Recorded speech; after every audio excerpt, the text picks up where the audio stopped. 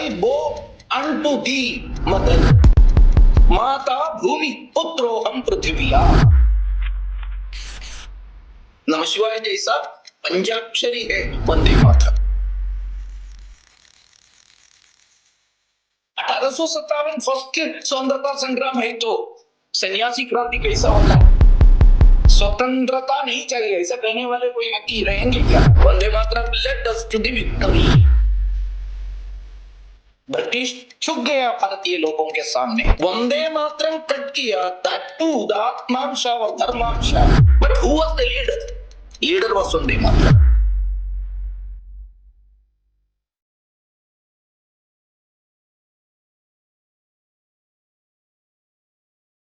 वंदे मातरम का 150th year means what? अभी 150 हो गया, नेक्स्ट 150 साल हो गया, मतलब 1875 नवंबर 7 एक पवित्र दिन था भारत के, स्पेशली बंगाल के हिंदुओं के बीच में सबसे पवित्र एक दिन है। जगत धात्री पूजा के दिन में वंदे मातरम बंकिम चंद्र चटर्जी से बाहर आ गया। यहाँ तो बहुगुणा जी ने स्पष्ट रूप में बताया था, यस इट इज बंगाली ऐसा कहते हैं, लेकिन हमको ऐसा नहीं लगेगा ये बंगाली है। मलयाली लोगों को भी अपना लगेगा, तमिल के लोगों को भी ऐसा लगेगा, गुजराती भाषा के लोगों को भी अपना है, ऐसा लगने लायक तरीके से वंदे मातरम का जो इसका कारण संस्कृत बेस है उसका। और वंदे मातरम ये कंसेप्ट है, हाँ जो बताया था, आई बो अनटू दी मदर, ये है अंग्रेजी में बताया है तो आपके लिए मेरा नमस्कार मातरम, इसे आपके लिए मेरा नमस्कार ऐसा कहते हैं। आज के लोग बहुत कम्युनल स्टेटमेंट हो गया है, वंदे मातरम कहना नहीं चाहिए क्योंकि वो सांप्रदायिक है ऐसा कुछ लोग कहते हैं, स्वयं अपने माता को नमस्कार करते, बस उतना ही है। ये वंदे मातरम कंसेप्ट अबाउट और राष्ट्र और पृथ्वी और भूमि, ये नया कुछ नहीं है, प्राचीन काल से ये था। और अब हमारे वेद में देखा है तो अथर्व वेद में माता भूमि पुत्रोहम पृथ्विया। कुछ लोग कहते हैं आधुनिक काल में ये कम्युनलिज्म लाने के लिए कुछ लोगों ने वंदे मातरम कहा है, लेकिन वेद काल से भी, वेद काल में आना है तो सही में कहा है तो वेद पूर्व काल से ही ये कंसेप्ट भारत के अंदर था, पृथ्वी को राष्ट्र को माता ऐसा मानते हैं। इसका एक कंटिन्यूएशन आप अगर देखा है तो पौराणिक काल में विष्णु पुराण में देखिए, सेकंड, उत्तरम यत् समुद्रस्य हिमाद्रे चैव दक्षिणम वर्षं तत् भारतम नाम भारतीयत्र संतति। भारत ऐसा कंसेप्ट रखकर भारत को राष्ट्र को नमन करने का तरीका वेद काल में भी है। मैं इसको एक हिस्टोरिकल पर्सपेक्टिव में आपको रखने के लिए, क्रोनोलॉजिकल ऑर्डर में रखने के लिए कोशिश किया, विष्णु पुराण में ही। Same is there in the Kalidas. Kalidas मतलब मुश्किल से 2000 प्लस साल पहले भारत के बृहत सुदीर्घ इतिहास में देखा है तो I would like to call Kalidas एक मॉडर्न पोएट। बाकी लोगों के लिए प्राचीन काल का होगा, हमारे लिए मॉडर्न पोएट है।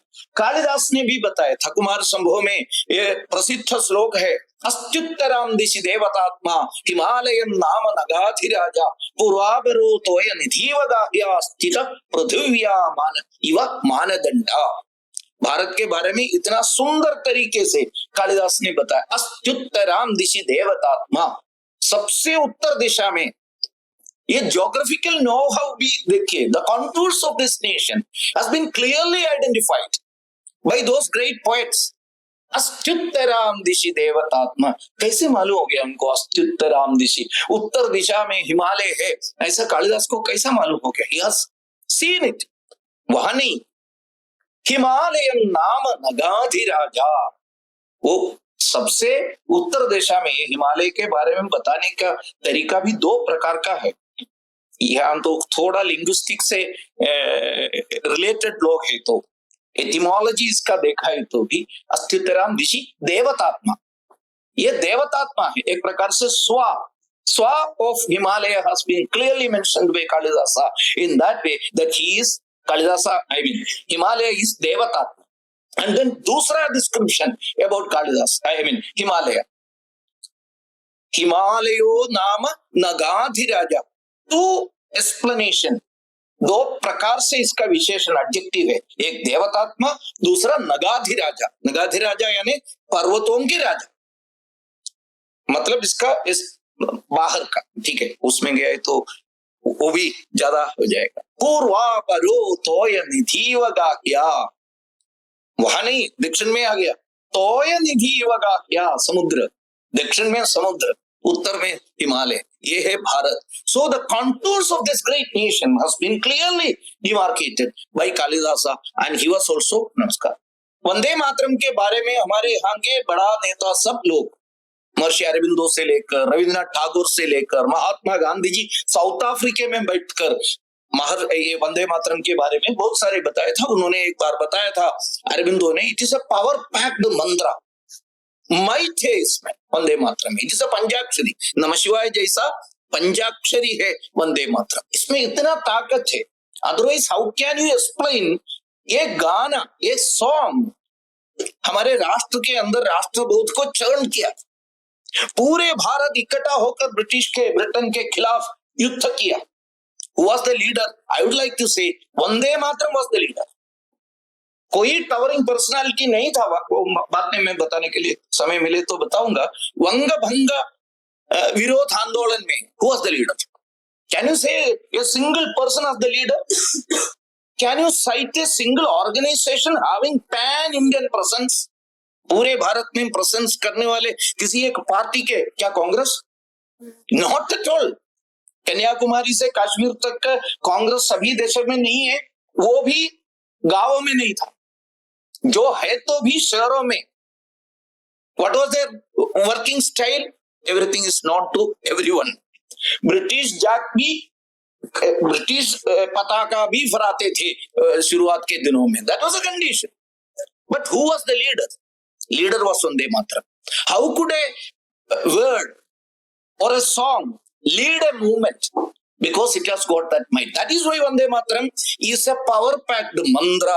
ऐसा अरविंदो ने बताया, नेताजी ने बताया, वंदे मातरम हमारा राष्ट्रीय अभिवादन और स्वतंत्रता संग्राम का प्रतीक है। वंदे मातरम, ये सब हमको ये पढ़ने को मिलते हैं। इसका एक ऐतिहासिक पृष्ठभूमि भी है, यह भी समझने की आवश्यकता है। वंदे मातरम इन कंसेप्चुअली वेद काल से लेकर कंटिन्यू कर रहा है। इस सभी के कारण ही भारत इस सिविलाइजेशनल कंटिन्यूटी कहने का कारण यह भी है। We have got an indubitable cultural unity, ये कहने का भी कारण ये है। एक सिविलाइजेशन, एक सभ्यता का तो निरंतरता है, नैरंतर्य है भारत। इस प्रकार रीसेंट हिस्ट्री अगर देखा तो एक ऐतिहासिक पृष्ठभूमि, एक हिस्टोरिकल बैकग्राउंड है। 18वीं सदी में की परिस्थितियां थोड़ा पढ़ना चाहिए। यू नो, इन 1757 पलाशी युद्ध हुआ था। बहुत निराशा भारत के जगह जगह पर पलाशी युद्ध हारने के बाद भारत के अंदर हुआ था। धोखा दिया था वहां के Islamic nawab, I would like to say, Bharat के स्वतंत्रता संग्राम को। कुछ लोग जो कहते हैं पलाशी युद्ध एक प्रकार से स्वतंत्रता संग्राम की शुरुआत है, ऐसा हाउ कैन ए पराजय, एक डिफीट हमको लीड कर सकते? Historical erroneously seeing and analysing history, इसका एक पर्टिकुलर एग्जांपल है। एनीवे, पलाशी युद्ध has got its own significance in that way. Then comes, समय की कमी के कारण मैं एक्सप्लेनेशन में नहीं जा रहा हूं, देन कम्स सन्यासी क्रांति। स्वतंत्रता संग्राम, पहला स्वतंत्रता संग्राम ऐसा कहने वाले 1857 के युद्ध के पहले ही, 1857 फर्स्ट स्वतंत्रता संग्राम है, तो सन्यासी क्रांति कैसा होता है? कैसे पलाशी युद्ध के साथ साथ हुए अनेक युद्धों को हम किस कॉलम में रख सकते हैं? दैट ऑल्सो वेर स्वतंत्रता संग्राम। एनीवे, अपने सत्य को एक्सप्लेन करने के लिए, एक्सपोज करने के लिए, मैनिफेस्ट करने के लिए उस समय हुआ था। One example was 1762, almost 40 years इधर उधर हुए स्वतंत्रता संग्राम under the leadership of sannyasis. They left their sannyasi ashrams, took weapons to fight against Britain, but unfortunately हमारे यहाँ के द ऑफिशियल हिस्ट्री लिखने वाले लोग सन्यासी क्रांति को एक बड़ा स्वतंत्रता संग्राम इस दर्जा नहीं देते हैं, इसके जगह पर इसको क्या नाम देते हैं? सन्यासी विद्रोह। मैंने परसेप्शन क्रिएट कर रहे, विद्रोह है वो, विद्रोह। विद्रोह सामान्यतः कौन से शब्द है, मेरे को हिंदी उतना नहीं आता है, आप लोगों को मालूम है उस 3 अक्षरों से कौन सा भाव आपके मन में आ जाते? तो विद्रोही लोग थे, वी छोड़ दीजिए, द्रोही लोग थे। कौन? सन्यासी लोग। एक है। And then comes in 1855 to 1856, 1-2 साल में वनवासी बंधुओं के बीच में स्वतंत्रता संग्राम के।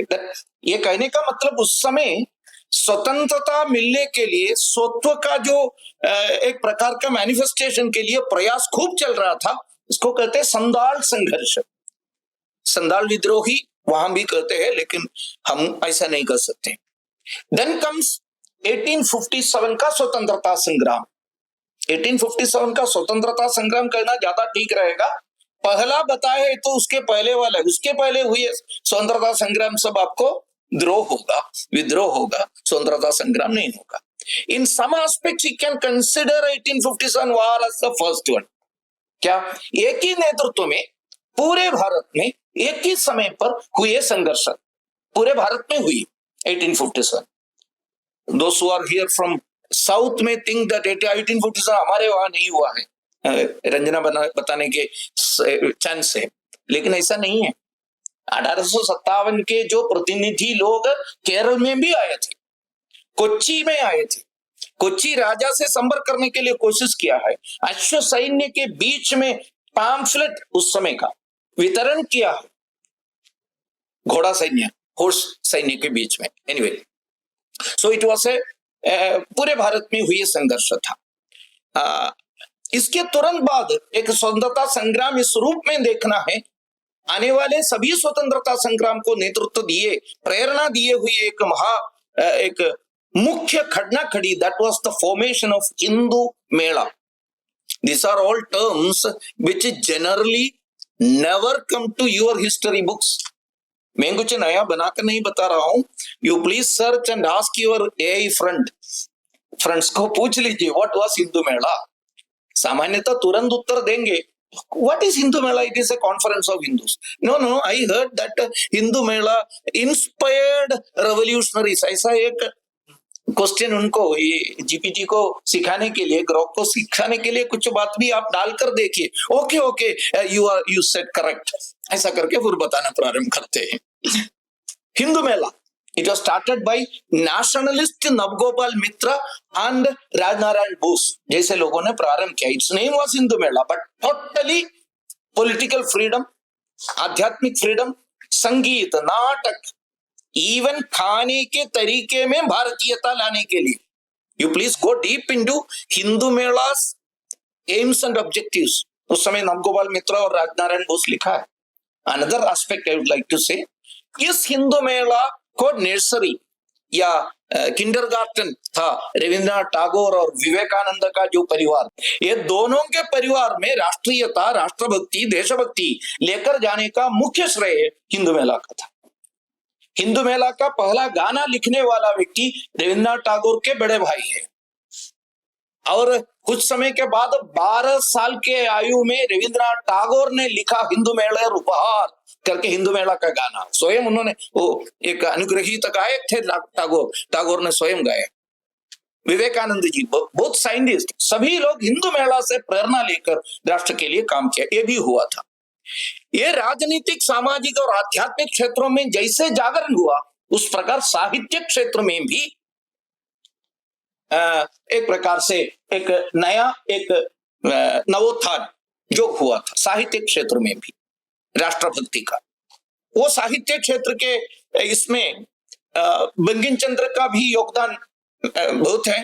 बंकिम चंद्र का जो साधना, साहित्यिक साधना, यहाँ तो दोगुणा जी के प्रेजेंटेशन में बताया था, बहुत सारे हैं। एक तो उदाहरण है, 26 साल में Bankim Chandra was a legal officer, law officer, magistrate थे, लेकिन अच्छे कवि थे, देशभक्त थे। ब्रिटिश लोगों के धमकी के सामने उन्होंने, उनका सर कभी झुका नहीं था, इसलिए हर साल 2 या 3 जगह पर ट्रांसफर मिलते रहते थे। वो ट्रांसफर के समय बंकिम चंद्र बहुत सारे देशभक्त कवियों के साथ, साहित्यकारों के साथ, नाटककार के साथ रेगुलर संबंध में थे। ही रोट हिज फर्स्ट साहित्य, दैट इज दुर्गेश नंदिनी। आधुनिक बंगाली उपन्यास, यहाँ साहित्य पढ़ने वाले लोगों के लिए बता रहा हूँ, बाकी सोशल साइंस सोशियोलॉजी वाले सुनना नहीं चाहिए ऐसा नहीं है, साहित्य की वासना आपको भी होंगे। ऐसे बंगाली उपन्यास में रोमांटिज्म का, रोमांस को अलग तरीके से नहीं देखना, रोमांटिज्म काल्पनिकता साहित्य का एक शाखा है, वो साहित्य से संबंध नहीं है तो रोमांटिज्म ऐसा है क्या? ऐसा पूछो। Romanticism is not at all love at first sight और एनीथिंग। एनीवे, वो इसका जो शुरुआत बंकिम चंद्र ने किया था, ये दुर्गेश नंदिनी, ये साहित्य अकबर के शासन काल में हुई एक घटना को लेकर उन्होंने लिखा। एक बड़ा ज्योग्राफिकल एरिया में, दिल्ली से वंग कलिंग मतलब उड़ीसा, बंगाल, दिल्ली सहित एरिया में जो हुई एक घटना वो को लेकर उन्होंने लिखा था। उसमें भी भारतीय मूल्य, सनातन संस्कृति का महत्व, along with some social story, a triangular love, everything is there, Durgesh Nandini. अगर ट्रांसलेशन मिलते हैं तो पढ़कर देखिए। And another friend of him, Bankim Chandra के एक खास मित्र थे भूदेव मुखोपाध्याय। उनका एक कृति उस समय बहुत प्रसिद्ध था, उस समय 19वीं शती के मध्यकाल में बहुत प्रसिद्ध था, अधिभारती करके। उसमें उन्होंने लिखा था मादर नमामि भवति। ये सुनने का समय आपको वंदे मातरम का जो कंसेप्ट के साथ कितना मेल खाते हैं वो भी, इसके लिए मैं उदाहरण बता रहा हूँ। मातर नमामि भवतीम सल्देह रूपाम, मातर नमामि वंदे मातरम, मातर नमामि पदयुग्म धृत समुद्राम, दक्षिण में समुद्र, मातर नमामि वसुधा तल पुण्य तीर्थाम, मातर नमामि हिमगिरि किरीट भूषाम, हिमालय भी आ गया है। ऐसा बहुत प्रसिद्ध कवि थे भूदेव। इस प्रकार रंगलाल बंदोपाध्याय का पद्मिनी उपाख्यान, पद्मिनी के बारे में उन्होंने लिखा है। उसमें उन्होंने पूछा है स्वतंत्रता नहीं चाहिए, ऐसा कहने वाले कोई व्यक्ति रहेंगे क्या? ऐसा उनका क्वेश्चन है। लिखे, लेट अस स्वयं टांगों को, अपने टांगों को जंजीरों में बांधना और उसमें सुख देखना, ऐसा हो सकते है क्या? इस प्रकार का क्वेश्चन पूछने वाला व्यक्ति। दूसरा अलग एक कृति है भारत संगीत, हेमचंद्र बंदोपाध्याय। और मैंने जो उल्लेख किया था रविन्द्रनाथ टैगोर के बड़े भाई, उनका नाम है सत्येंद्र नाथ टैगोर। सत्येंद्र टैगोर ने लिखा हिंदू मेला गीत, उन्होंने लिखा था, भारतांबा के संतानों को एड्रेस करते हुए लिखे गीत है। It was in 1867। 1875 में केवल मात्र 12 साल का था स्वामी रविन्द्रनाथ टैगोर। उन्होंने 88 पंक्तियों वाला जो एक बड़ा लंबी गीत हिंदू मेला उपहार, इसको उन्होंने लिखा। और उसमें पूरा हिमालय के उच्च श्रृंग में वेदव्यास वीणा लेकर बैठे हैं और वीणा में नाद बजाते हुए भारत को देखते हैं। देखने के समय राणा प्रताप को देखते हैं, दुर्गावती को देखते हैं, श्री राम जी के नेतृत्व में सत्ता में भारत किस प्रकार से रहे, रामराज्य, वो दिन अभी फिर से आएंगे। हमको आश्चर्य लगेगा, मात्र कितने साल का? 12 साल। 88 लाइन लिखना कुछ लोग लिखेंगे, लेकिन 88 लेकर कंडस्ट करके हुए हिंदू मेला में उन्होंने गाया। कमलाकांत के मृत्यु पत्र के टैगोर ने, बंकिम चंद्र ने लिखा था। इट इज अ सैटिरिकल जो कृति, एक नाटक जैसा एक रूपक है। राजसिंह करके एक नॉवेल, मृणालिनी का जो नाम से जो कृति, और अनेक कविताएं भी, वंदे मातरम के अलावा भी कुछ कविताएं। मैंने ये रिसेंटली एक साहित्यकार का जो एक भाषण सुना है, जो जितना मात्रा में इसमें गहराई से जाकर देखने बिना बताने के आपत्ति मेरे को उस समय मिला। बंकिम चंद्र वंदे मातरम के अलावा कोई कविता नहीं लिखे, इस प्रकार के उनका भाषण में सुनने का अनफॉर्चुनेट सिचुएशन मेरे को मिला था। भारत कलंग, जय जय जय जय हे, प्रकृति, धृति, देशात्म बोधक पद्य, राष्ट्र को एक जैविक धार्मिक सत्ता के रूप में देखा गया है उस कविता में। यह दाशा। इस प्रकार ईश्वर, मन, ललिता, गीता धारा, कृष्णास्तुति, ये सब लिखा। वो बृहत है उनका साहित्य के जो उनका देन। एंड उन्होंने आगे, उनके मन में आग्रह था 2 नॉवल लिखना है, लेकिन लिख नहीं पाया। दैट इज झांसी रानी के ऊपर और वासुदेव बलवंत फड़के के ऊपर लिख नहीं पाया। लेकिन फिर भी आनंदमठ पढ़े हुए लोगों को झांसी रानी का झलक आपको शांति में, शांति ऐसा एक कैरेक्टर है आनंदमठ में, शांति में इसका झलक मिलते हैं।